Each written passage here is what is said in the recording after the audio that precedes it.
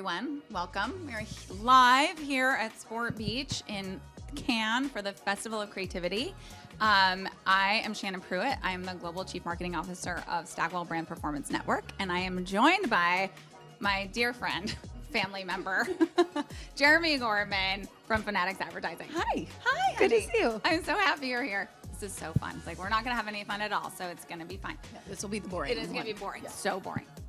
Okay, so one of my favorite things about you is, there's so many things, but is that you have. Let's keep this the interview. list Yeah, is let's very just long. do We it. just keep going. What do the cards say? Yeah. One of my It says, "I like your hair." Okay. No, is that you have this incredible personal journey. You have an epic professional journey. You are one of, and I say this very genuinely, but like deeply most respected women in media, advertising, technology, like because of, I think, who you are has made you what you are.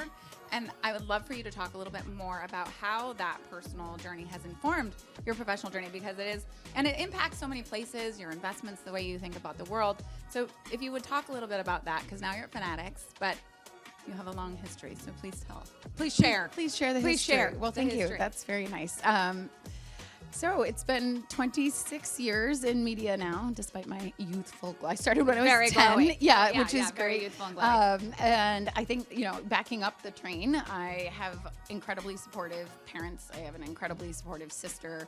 I think one of the things that I think about often is one of the lessons that my dad taught me growing up, which was to do the hard thing first, which I think is kind of unusual, and especially now, I think parenting, I'm not a parent except for to your children, that has changed a lot, is that parents spend so much time trying to make their kids' lives easy. And certainly I grew up in a lovely place in Orange County, California, and my life by all accounts was easy. But my dad had this mantra of doing the hard thing first. So a couple little examples, one of which is, well, you're going to learn to drive, but you're going to learn how to drive on a stick shift, because once you learn how to do that, which I messed up royally 1,000 times. I don't know how many clutches I burnt through. But by then, the automatic would be easy. Yeah. And there were these lessons all of the time. And I remember some of them I would get so frustrated because you're writing an essay on a typewriter, and I would be like, "Mom, how do you spell blah?" And she'd say, "How do you think you spell it?" And I'm like, "Oh, come on. It's not like I don't know. I just need to get through the sentence." And there you are in the dictionary. Yeah, right. Literally. Physical dictionary. Physical dictionary. And so I think that I've kept with that my whole life, which is just everybody can do something. And it's if you can do it harder and work harder and try the hard thing first, then the rest of it becomes a little bit easier. So I have had a lovely career. I'm very proud of all of the teams that I've built more than anything, because people are remarkable. In fact, we had an Amazon reunion just last night. So I started in 99 in the internet, and I won't go back the whole entire way.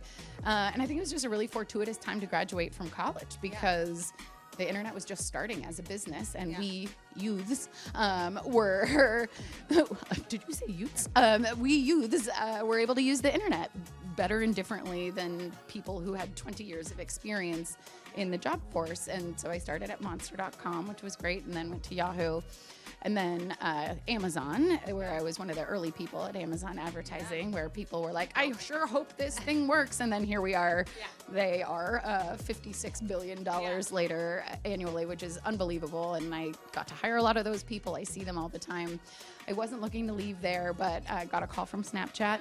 And I think one of the things everyone's like, "Oh, you keep getting lucky," which is irritating. I was like, "Oh my gosh, again, Wildly so lucky. All the time. 5 times." Yeah. And I think it's the intuition of, this thing is excellent. What can I bring to it that will be helpful? And Snapchat was for sure the life changer in that regard.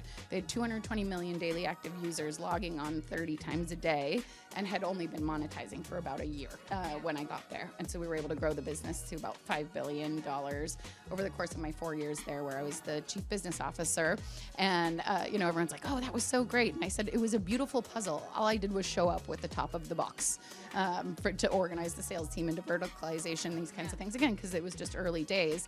And then Same thing, really happy there. But then I got a call from Netflix, and they were starting advertising. And I went there and was the first person in the door at Netflix advertising as well. And then now we're doing it again. And I love sports, as you know. And so that also has shaped me a ton. Being a former athlete, being a multi-sport athlete, which also doesn't happen as much anymore, because it just teaches you pressure and how to win well and how to lose well and how to be a good teammate and how to accept feedback. And I think that's gone away a lot in terms of, like, you know, once a year performance review is very different than I just played a soccer game and my coach, it might have been the best game of my life, and you still did 3 things wrong, and you get better because you listen. And I think that has shaped a lot of who I am and why teams are so important to me and human beings. And that shows up everywhere you go, right? Like for sure. And it's reflected back at you as well, because people love working for you. I know all of your teams. I've met all of your teams. They're all the same. We migrate just keep together. bringing them with you everywhere you go. But I would say, you know, I think what's also, like you referenced being an athlete, multi-sport athlete, played soccer. Tennis, soccer, softball, track, volleyball, beach volleyball, swimming. So I had to like narrow them down when I got to high school. When you got to high school, and then you were playing soccer very successfully, and you had you shared that you had a choice to make when you were going to UCLA, and now you're a big advocate and investor in women's sports. And, you know, we're here at Sport Beach. There's obviously been a lot of momentum around women's sports and some serious tailwinds.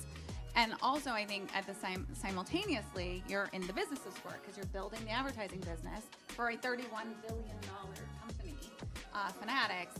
How are those two things coming together? You know, when you're talking about, you know, you are building a team again. You are building a business that you're taking do all the puzzle pieces already exist? Are you just bringing the top of the box? Like, what are we doing here? Love it. The choice I had to make, to be clear, was to not play soccer because I wasn't good enough to play at UCLA.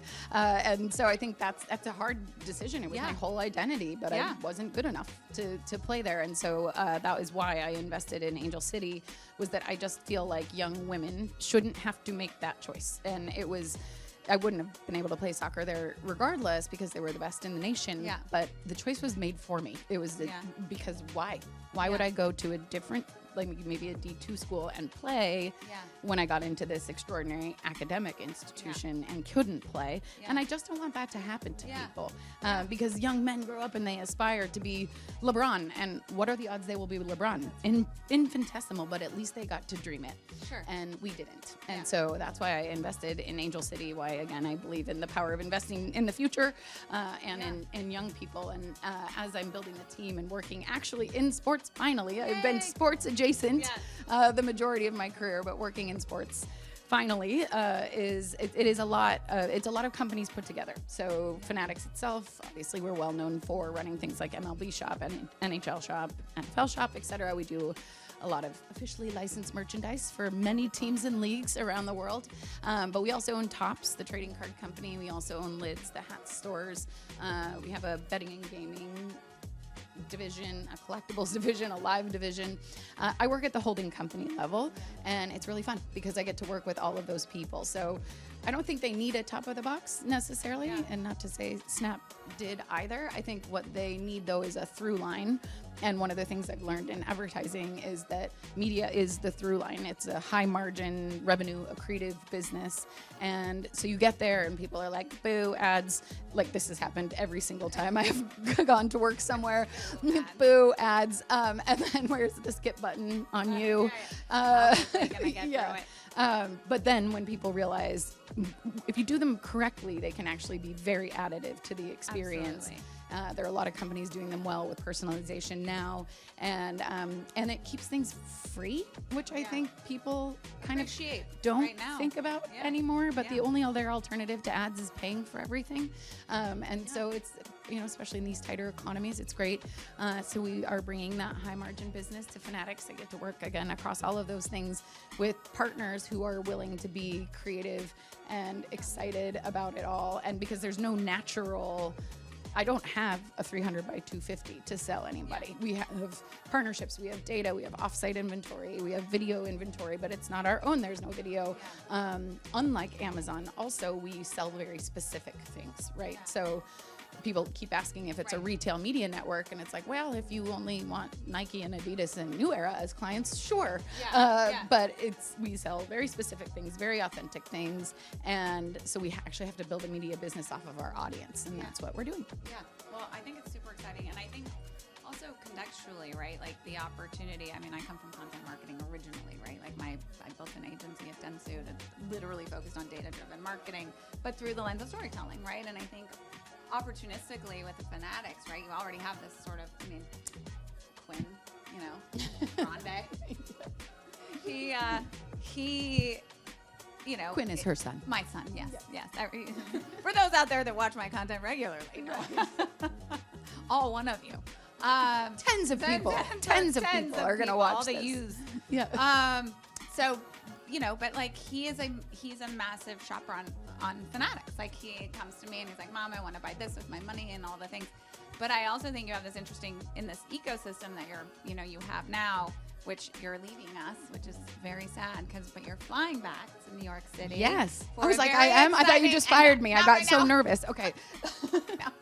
But you're going back for Fanatics Fest in New York City, which, you know, I'm very excited to hear more about because I think live events, obviously the experiential element of bringing all this to life is probably, I suspect, a very important piece of this puzzle. And would love to hear more about how that's fitting into the ecosystem, that you are kind of connecting all of these things and creating this through line. Tell me a little bit about the role of that in your... Sure. So Fanatics Fest is in 2 days. Normally when I come home from Cannes, I just pass out for 3 days, but instead I have a Super Bowl on the back of the Super Bowl. It's 140,000 people coming through the Javits Center at New York. It's a fan engagement event.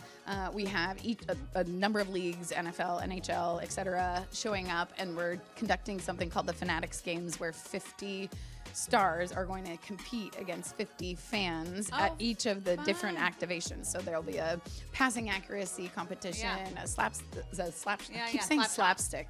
but Kevin Hart's in it. He'll probably win that part. The slapstick competition, slapshot competition, etc. And you have people like Tom Brady. We have people like Kevin Hart, Travis Scott, etc., participating against fans, and it's tactile for the fans. People are walking around the floor, and it's like every moment is oh my gosh, that person is right there kind of moment. And so I'm very excited about it. And as far as advertising goes, it's actually pretty much our launch. We launched yesterday. Congratulations. Thank you.